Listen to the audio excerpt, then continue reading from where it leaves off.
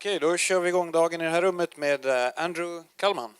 Ja, hej, god morgon. Jag heter Andrew Kallman och som ni hör, jag har inte svenska som modersmål. Så är det okej om jag byter till engelska så jag kan göra det som blixttal? Är det okay? Okay, good. I'm switching to English. I saw mostly thumbs ups and smiles and a couple frowns, but that's okay. I think you'll get it.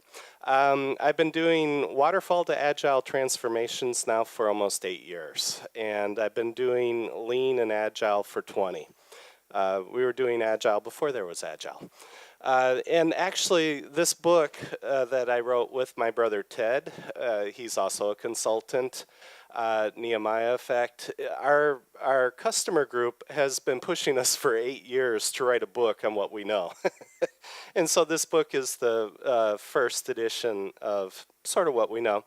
It actually became a #1 bestseller on Amazon in 3 categories: business, consulting, and project management. We were just as surprised as you guys.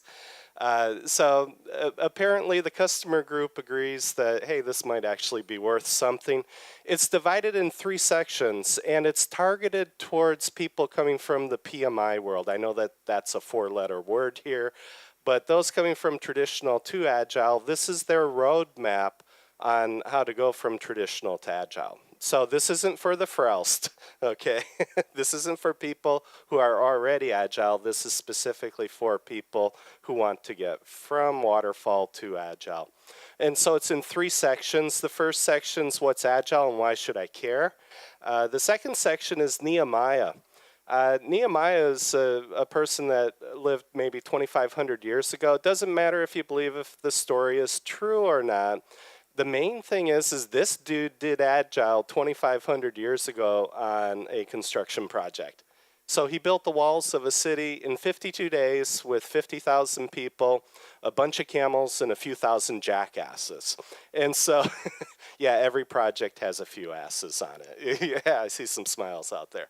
And so the second section is taking Nehemiah, deconstructing him, and showing him all the agile principles that he used. About the only one that he didn't use that we can prove was probably not the daily stand-up, but they had a dinner instead. I sort of like that idea. I like food.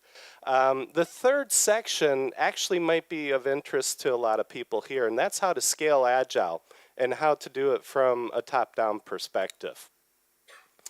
I sort of view agile and all of project management, it really boils down to people and tasks, and I sort of look at it and help the people coming from traditional to understand it's mostly the same thing. It's still people and tasks, but we organize it differently over on the agile Scrum end of the spectrum, okay? And I sort of put agile and Scrum together because Scrum represents over 50% of all agile tactics or processes.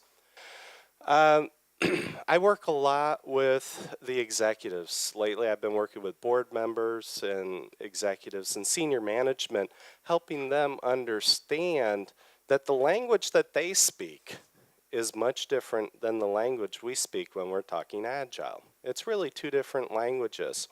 And so when you're talking about portfolio program management, are you guys familiar with things like Management 3.0 and SAFe and things like that? And I know that SAFe is like a 4-letter word for a lot of people as well. Those are actually tools that we're going to talk about in a minute. But anyways, down at the project team level, we have a specific language that we talk, and it works great. I mean, I've had teams that have just really hit home runs out of the park. But I have found over and over and over and over again that from about senior management upwards, they speak a foreign language. And getting those 2 levels to speak to each other so they understand each other is a challenge. And half the battle is being able to communicate up from our level at the teams up to those upper levels in a way they understand. Okay. As I mentioned, SAFe and Management 3.0, SAFe is more lean than agile. I don't know if you guys have noticed that, but it's what I call very prescriptive. And for a lot of people, that's like putting handcuffs on the teams, and a lot of people go, "Ugh, that's horrible." the trick here is to understand when to use that kind of tool, okay? And same for Management 3.0. I like what Jurgen has done because it really targets these middle managers. We've had middle managers tell us, hey, you know, I used to work with people and I used to tell people what to do. Now we have Scrum Masters that are working with the people and the product owners that are basically telling them what needs to be done. Is salary the only thing left for me? You know, and actually the management still has a role, but their role is helping shape the culture. And we're trying to help them understand that they have to do a culture that enables everything from lean to agile. So it doesn't matter if you're using Kanban, which is a lean tool, or Scrumban, which is a mix, or Scrum or XP or whatever. As you move down that continuum, you need to be able to enable the culture. And that's the new role for managers. And we have not done a good job in the Agile community communicating that to them. What's your new role? Okay. So I view SAFe and Management 3.0 as tools, and the UVF, the Unified Vision Framework, which is outlined in this book, sits above it. It's really a tool for executives and leaders and senior executives management to be able to create the culture that enables Agile. And how many of you guys are familiar with Lisa Atkins, Michael Spade? Okay. And they did a open space workshop at the Scrum Gathering Las Vegas about a year ago. I was there.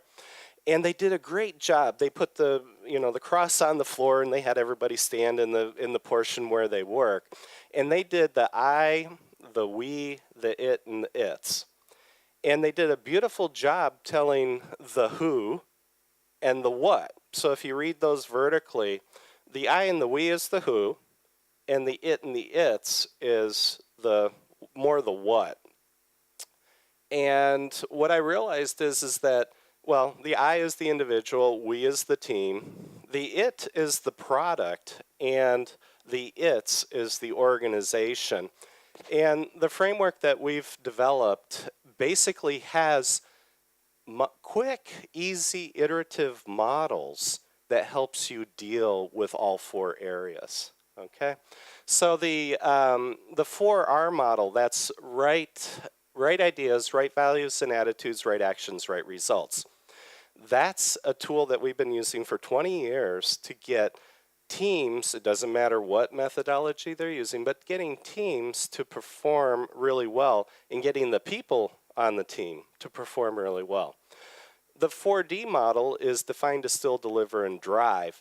And distillation is basically taking your definitions but getting everybody to agree on it. When projects fail, and I don't care what methodology you use, I'll guarantee you 90% of the time it's because the definitions were wrong. Okay? So we've been using this framework or this model for 20 years as well in every kind of project management situation, and it works. Okay, so they're both very light iterative models. There's an individual vision. Why am I here? What do I add to this team? There's the team vision. Why is the team here? What's the team going to do? The team vision, wrong way. There we go. The team vision actually needs to link to the product vision. And there's only 3 reasons to do a product: make money, save cost, get rid of or mitigate risk. It basically can be sorted into those 3 categories, and we've used that for years as well. The last one is VSPD, Vision, Strategy, People, and Tasks. That's a really powerful light framework for organizing the entire organization. I have about 50 seconds left, but that's basically what we want to talk about. The other trick is you'll notice that VSPT is here, and that's one of the most important definitions for your team. What's the vision for the team? What are the strategies?